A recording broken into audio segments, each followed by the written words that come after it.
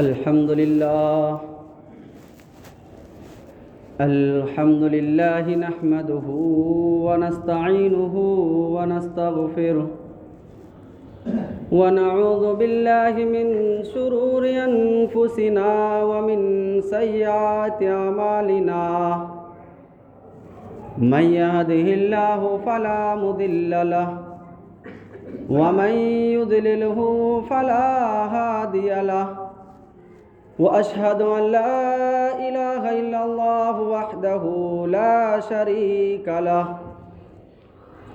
وأشهد أن محمدًا عبده ورسوله أما بعد فإن خير الحديث كتاب الله وخير الهدي هدي محمد صلى الله عليه وسلم وشر الأمور محدثاتها وكل محدثة بدعة وكل بدعة ضلالة وكل ضلالة في النار. أعوذ بالله من الشيطان الرجيم. بسم الله الرحمن الرحيم.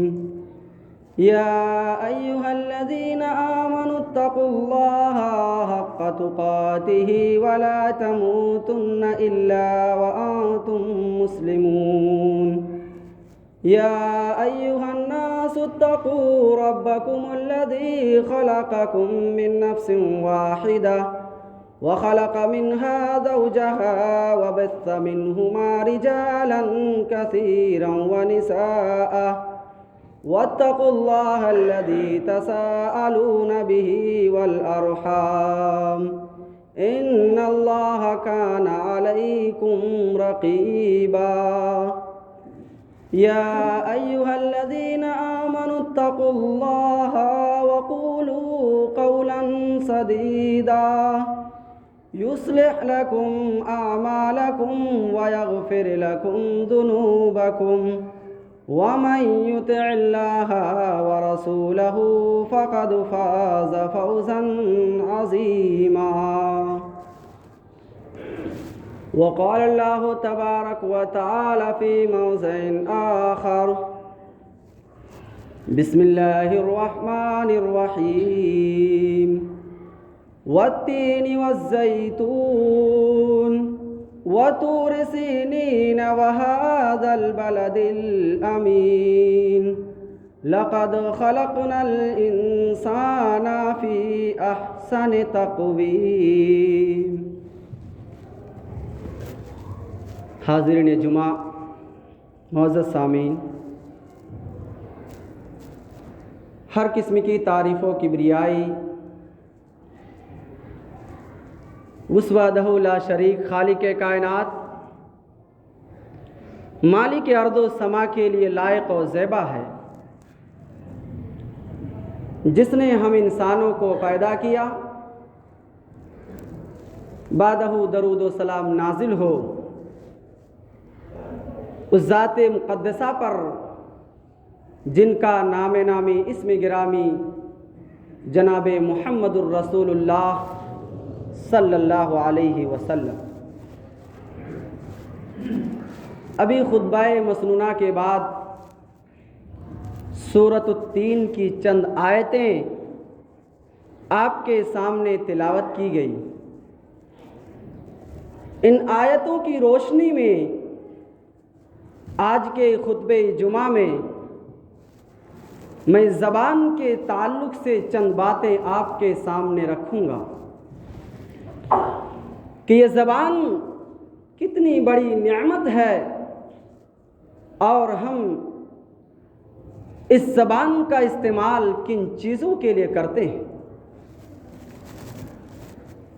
اللہ تبارک و تعالیٰ نے انسان کو بڑے ہی خوبصورت سانچے میں پیدا کیا. اس خوبصورتی کو بیان کرنے کے لیے رب کائنات نے 4 مرتبہ قسم کا لفظ استعمال کیا. والتین والزیتون، قسم ہے انجیر کی، قسم ہے زیتون کی وطور سینین وہذا البلد الامین، قسم ہے طور سینا کی اور قسم ہے مکہ معظمہ کی۔ رب کائنات 4 مرتبہ قسم کا لفظ استعمال کرنے کے بعد فرمایا لقد خلقنا الانسان فی احسن تقویم، کہ ہم نے انسان کو بڑا ہی خوبصورت بنایا ہے۔ ظاہری حسن اللہ رب العزت نے عطا کر دیا، اب اس حسن کو دنیا کے سامنے پیش کرنے کے لیے مفسرین کے قول کے مطابق 22,000 مخلوقات اس روئے زمین میں اللہ نے پیدا کیا، لیکن ان تمام مخلوقات میں انسان کو جو فضیلت حاصل ہے، ان تمام مخلوقات میں انسان کو جو مقام حاصل ہے وہ کسی اور کو حاصل نہیں، اور یہ انسان کو جو فضیلت، جو مقام اس کائنات کے اندر سب سے اعلیٰ قرار دیا، یہ اس کی زبان کی وجہ سے ہے، یہ کسی اور کو نصیب نہیں۔ یہ زبان انسان کی ظاہری اور باطنی خوبصورتیوں کو واضح کرنے والی ہے۔ یہ زبان اتنی بڑی نعمت ہے کہ اللہ رب العالمین نے اس نعمت کا بدل اس دنیا کے اندر پیدا نہیں کیا۔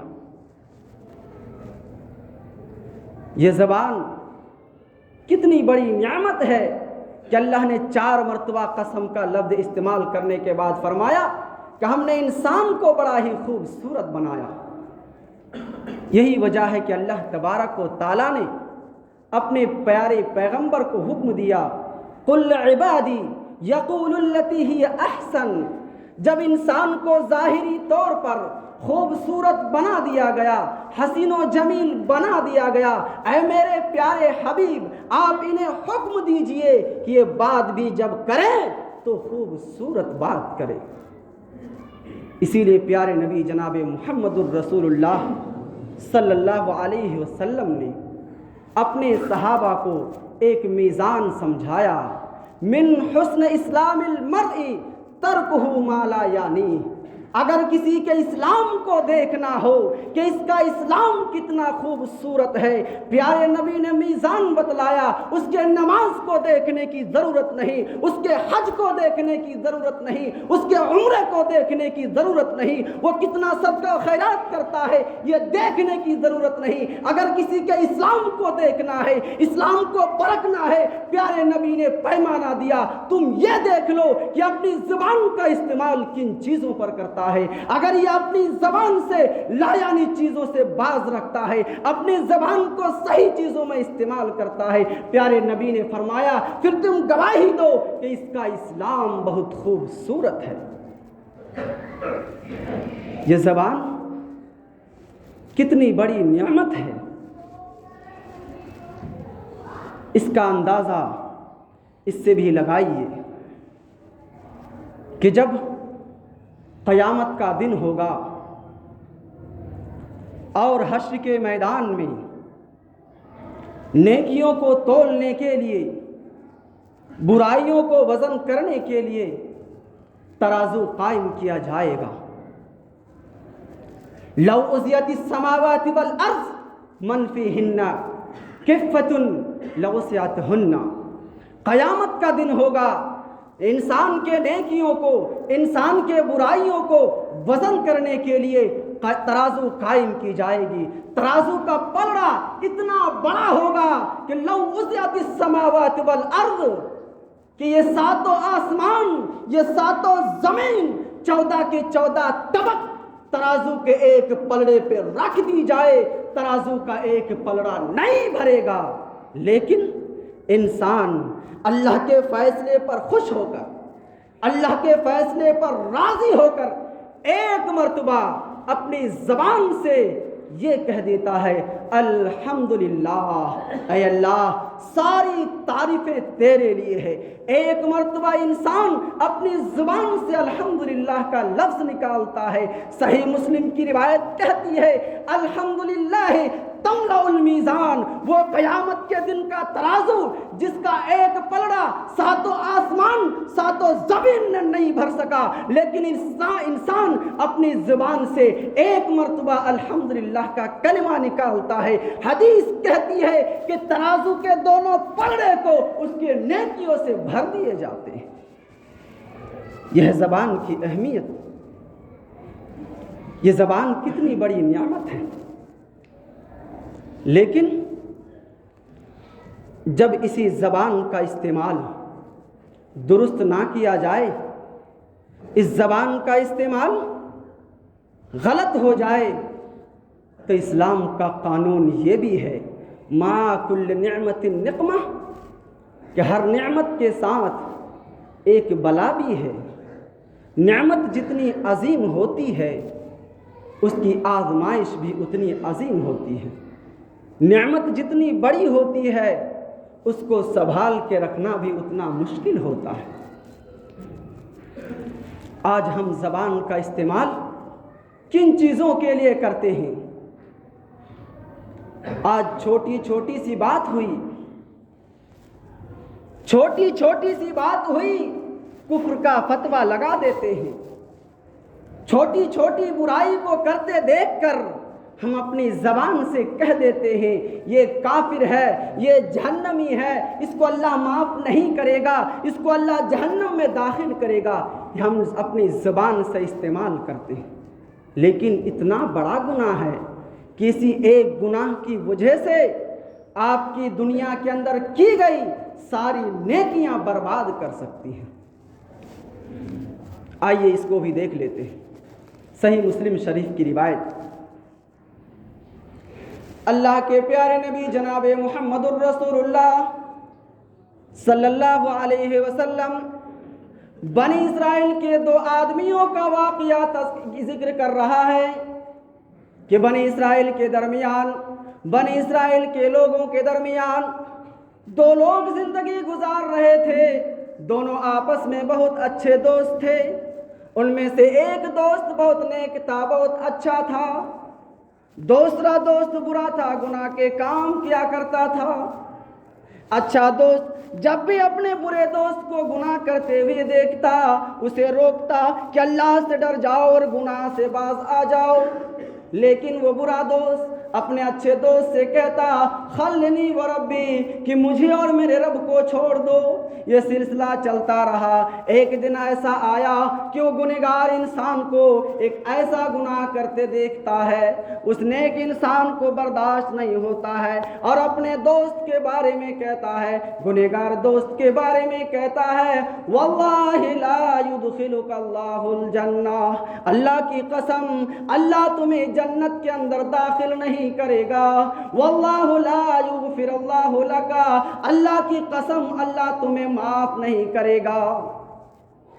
اللہ کو جلال آتا ہے، اللہ کو غصہ آتا ہے، فَقُبِضَ رُوحَهُمَا، دونوں کی روحیں قبض کر لی جاتی ہیں، اللہ کے سامنے دونوں کو حاضر کر دیا جاتا ہے۔ رب العالمین اس نیک انسان سے پوچھتا ہے اَكُنْتَ بِعَالِمٍ، اے میرے بندے بتاؤ کیا تمہیں علم تھا کہ میں کس کو معاف کروں گا کس کو معاف نہیں کروں گا؟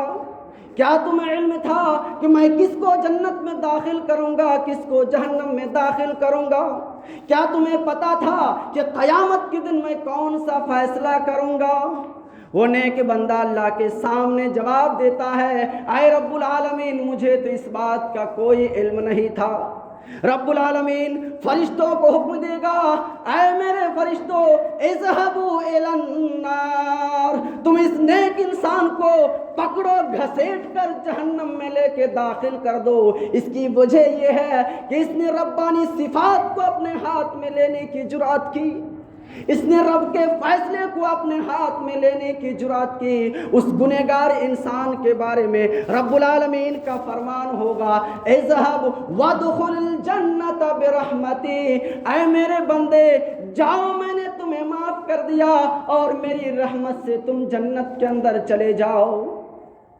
اب ذرا سوچیں، وہ نیک انسان جس نے زندگی بھر نیکیاں کی، اسی زبان کی غلط استعمال کی وجہ سے زندگی کی ساری نیکیاں برباد چلی گئی، جہنم میں چلی گئی اسی زبان کی وجہ سے۔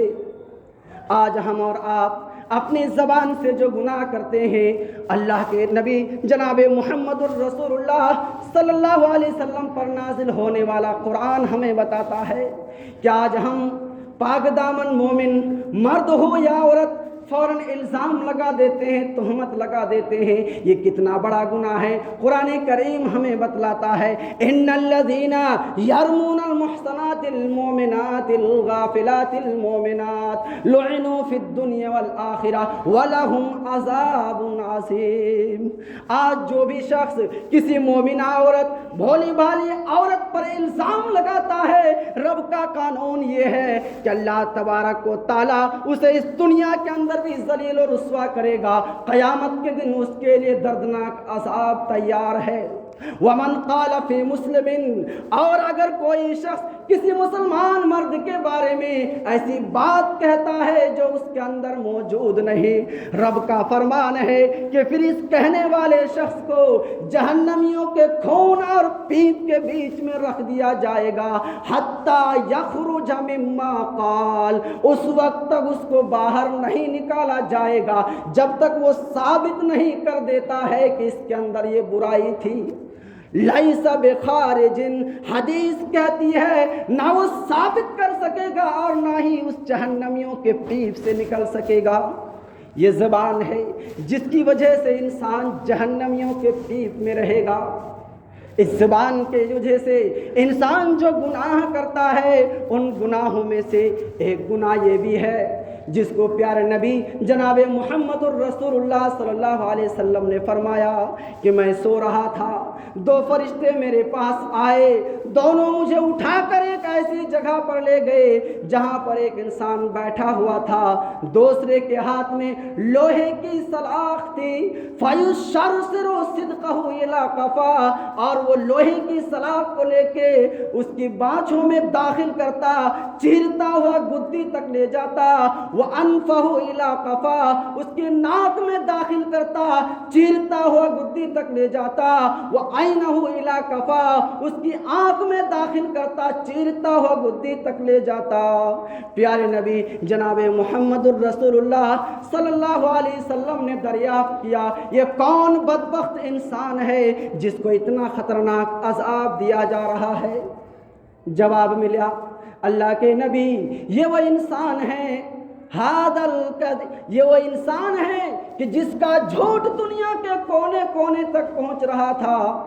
ھذا الکذاب الذی یکذب الکذب، اس کا جھوٹ دنیا کے کونے کونے پر پہنچتا تھا، واٹس ایپ کا جھوٹ، فیس بک کا جھوٹ، انٹرنیٹ کا جھوٹ جو دنیا کے کونے تک پہنچتا ہے۔ پتہ کیا چلا؟ اسی زبان سے انسان جھوٹ بولتا ہے جس کی وجہ سے قیامت کے دن اس کو یہ سزا دی جائے گی۔ یہ زبان ہے جو انسان اپنی مرضی سے استعمال کرتا ہے، اور اسی زبان کی وجہ سے انسان کو جہنم کے اندر جانا پڑے گا۔ اسی زبان سے ہم اور آپ ایک اور گناہ کرتے ہیں جسے ہم فخر سمجھ کے کرتے ہیں، ادھر کی بات اٹھائی ادھر پہنچا دیا، ادھر کی بات اٹھائی ادھر پہنچا دیا، دونوں میں لڑائی کروا دی۔ النمیمہ، چغلی، غیبت، یہ بھی ہم اپنی زبان سے کرتے ہیں، اور اس برائی کو کرتے ہوئے کبھی ہم شرماتے نہیں۔ اللہ کے پیارے نبی جناب محمد الرسول اللہ صلی اللہ علیہ وسلم ایک مرتبہ ایک قبر کے پاس سے گزرے، دو قبر کے پاس سے گزرے، دونوں کو عذاب دیا جا رہا تھا۔ ان دونوں میں سے ایک وہ شخص تھا جس کو قبر میں عذاب دیا جا رہا تھا، وہ شخص تھا جو لوگوں کی غیبت کیا کرتا تھا، چغلی کیا کرتا تھا، اور ادھر کی بات ادھر، ادھر کی بات ادھر کر کے لوگوں کے درمیان اختلاف پھوٹ ڈالا کرتا تھا، لوگوں کی محبت کو الفت میں لوگوں کی محبت کو نفرت میں بدل دیا کرتا تھا۔ اللہ کے نبی نے فرمایا ان دونوں میں سے ایک کو اسی وجہ سے عذاب دیا جا رہا ہے کہ اس دنیا کے اندر غیبت کیا کرتا تھا۔ غیبت کتنا خطرناک گناہ ہے، اگر کسی انسان کے دل میں ذرا سی بھی شرم و حیا ہے تو آج جو بات میں بتا رہا ہوں اس کے بعد آپ غیبت نہیں کریں گے۔ حسن بصری رحمۃ اللہ علیہ بتاتے ہیں من نم الیک نم علیک، آپ جس کی غیبت کر رہے ہو، آپ کے سامنے جو کوئی غیبت کر رہا ہے، یقیناً وہ آپ کی غیبت اس کے سامنے بھی کرے گا۔ کیوں یہ کون لوگ ہیں؟ امام بصری فرماتے ہیں النمام ولد الزنا، یہ غیبت کرنے والے، یہ چغل خوری کرنے والے، یہ حرام لوگوں کا کام ہے۔ ولد الزنا، جو یہ کام کرتے ہیں ایسے لوگوں کے اندر حلالی کیفیت نہیں پائی جاتی ہے۔ امام حسن بصری رحمۃ اللہ علیہ کا قول ہے۔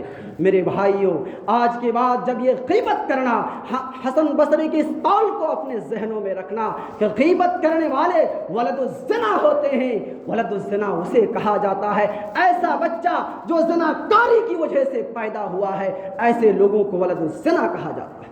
جو غیبت کرتے ہیں ایسے لوگ ولد الزنا میں شمار ہوتے ہیں۔ اور حدیث کیا کہتی ہے؟ لا يدخل الجنت النمام لا يدخل الجنہ، غیبت کرنے والے، چغل خوری کرنے والے جنت کے اندر داخل نہیں ہو سکتے۔ ہم اور آپ سوچیں گے کہ غیبت کرنا تو عورتوں کا کام ہے، عورتیں غیبت کرتی ہیں، لیکن مردوں کی حالت میں بتاؤں، بہت چبھنے والی بات ہے۔ عورتیں اگر گھروں میں عورتوں کی غیبت کرتی ہے، آپ اور ہم اپنے دکانوں میں بیٹھ کے، چائے خانوں میں بیٹھ کے جہاں مردوں کی غیبت کرتے ہیں، جہاں دوسروں کی غیبت کرتے ہیں، اسی چائے خانے میں ہم علماء کی بھی توہین کرتے ہیں۔ میں آپ کو بتاؤں، عام لوگوں کی غیبت تو حرام ہے، لیکن علماء کی غیبت کرنا، علماء کی توہین کرنا، یہ اس سے بڑا خطرناک گناہ ہے۔ کتنا بڑا خطرناک گناہ ہے، میں عبداللہ بن مبارک رحمۃ اللہ علیہ کا ایک قول میں آپ کو بتاؤں۔ سیر اعلام النبلا جلد نمبر 8 صفحہ نمبر 408 کے اندر کھول کے دیکھ لیجئے گا۔ عبداللہ بن مبارک فرماتے ہیں جو لوگ علماء کی غیبت کرتے ہیں اس کی آخرت برباد ہو گئی۔ اللہ اکبر! علماء کی غیبت، علماء کی بعزتی، علماء کی توہین آج ہم کر رہے ہیں، علماء کی غلطیاں ہم نکال رہے ہیں، اگرچہ وہ غلطی ان کے اندر موجود نہیں ہے، پھر بھی ہم اپنے اماموں کو اپنے نشانے پر رکھے ہوئے ہیں۔ چائے خانوں پر بیٹھنے کے بعد، دکانوں پہ بیٹھنے کے بعد ہماری سب سے پہلی بات یہی ہوتی ہے امام صاحب آج بھول گئے، امام صاحب آج سو گئے۔ ارے وہ بھی انسان ہیں، وہ بھی بشر ہیں، ان کے ساتھ بھی گھر کی پریشانیاں ہیں، ان کے ساتھ بھی گھریلو حالات ہیں۔ کبھی آپ آئے امام صاحب کے پاس بیٹھے، پوچھے ہیں کہ مولوی صاحب آپ کے حالات کیسے ہیں، آپ کے گھر کے حالات کیسے چل رہے ہیں، آپ کی والدہ کیسی ہیں؟ نہیں، ہمارے پاس فرصت نہیں۔ اگر فرصت کسی بات کی ہے تو اس بات کی ہے امام صاحب کے اندر کون سی غلطیاں ہیں، اس کو نکال کے اور عوام کے سامنے بیان کی جائے، اس بات کی فرصت ہے ہمارے پاس۔ عبداللہ بن مبارک کے قول کے بعد ایک اور قول میں آپ کو سناؤں۔ امام احمد بن حنبل رحمۃ اللہ علیہ یہ بتاتے ہیں کہ علماء کا گوشت زہریلا ہے۔ دھیان سے سنیے گا، علماء کا گوشت زہریلا ہے، جو سونگھے گا بیمار پڑ جائے گا، جو کھائے گا مر جائے گا۔ کیا مطلب؟ سونگھنے کا مطلب یہ ہے کہیں علماء کی غیبت ہو رہی ہے، کہیں علماء کی برائی ہو رہی ہے، آپ بھی بیٹھے سن رہے ہیں، گویا کہ آپ سونگ رہے ہیں، اور جب آپ نے اپنی زبان کھول دی، ہاں میں ہاں ملا دیے کہ ہاں ایسے ہی ہیں مولوی صاحب، گویا کہ آپ نے گوشت کھا لیا، آپ کی آخرت برباد ہو گئی۔ آج ہم علماء کی غیبت کرتے ہیں یا نہیں کرتے؟ علماء کی برائی کرتے ہیں یا نہیں کرتے؟ اگر نہیں کرتے بہت اچھی بات ہے، اگر کرتے ہیں اپنی اس زبان کو کنٹرول کیجئے، ان علماء کی بے عزتی اور توہین مت کیجئے۔ یہی وہ علماء ہیں جو آپ کے لیے نماز پڑھانے کے لیے ہر وقت تیار رہتے ہیں، یہی وہ علماء ہیں جو آپ کی خدمت کے لیے ہر وقت تیار رہتے ہیں، یہی وہ علماء ہیں جو آپ کے بچوں کو دینی تعلیم دیتے ہیں، یہ علماء ہیں جو آپ کی جنازے کی نماز پڑھاتے ہیں۔ اگر یہ علماء آپ کی جنازے کی نماز نہ پڑھائے آپ کی میت ویسی رکھی رہ جائے گی۔ یہ علماء اگر آپ کے بچوں کا نکاح نہ پڑھائے در در کی ٹھوکریں کھاؤ گے، سوچو گے کوئی آ جائے ہماری بچی کا نکاح پڑھا دے۔ لہٰذا اپنی زبان کو علماء کی توہین سے، علماء کی بے عزتی سے آلودہ مت کیجیے۔ آنے لگی جو دولت حرام کی، آنے لگی جو دولت حرام کی، رسمیں تمام بھول گئے احترام کی۔ جنہیں سنت اور نفل کا بھی پتہ نہیں، جنہیں سنت اور نفل کا بھی پتہ نہیں، کمیاں وہ بھی نکالنے لگے امام کی۔ آج اپنی اس زبان کو کنٹرول کیجئے، اس زبان کو علماء کی توہین اور غیبت اور برائی سے پاک کیجئے، ورنہ یہی زبان آپ کو جہنم کے اندر لے کر چلی جائے گی۔ کیونکہ اللہ تبارک و تعالیٰ نے قرآن کریم کے اندر ذکر کیا تھا فی جنات یتساءلون عن المجرمین، جب جنتی جنت میں چلے جائیں گے، جہنمی جہنم میں چلے جائیں گے، جنتی جہنمیوں سے پوچھیں گے ما سلککم فی سقر، کون سی چیز تمہیں جہنم میں لایا ہے؟ تم تو بڑے نمازی تھے، تم تو بڑے حاجی تھے، عمرے پہ عمرے کیا کرتے تھے، پھر کون سی چیز تمہیں جہنم میں لائی ہے؟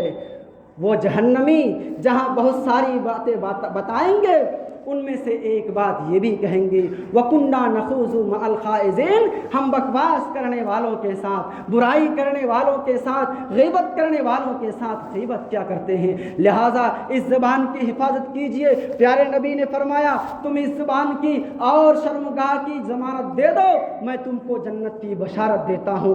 آج ہم انہی دونوں چیزوں کی ضمانت نہیں دے پا رہے ہیں، زبان سے غیبت کرتے ہیں، زبان سے جھوٹ بولتے ہیں، زبان سے چغل خوری کرتے ہیں۔ اللہ رب العزت سے دعا ہے کہ رب العالمین ہم تمام مسلمانوں کو اس زبان کا صحیح استعمال کرنے کی توفیق عطا فرما۔ اقول قولی ھذا استغفر اللہ لی ولکم ولجمیع المسلمین فاستغفروہ انہ ھو الغفور الرحیم۔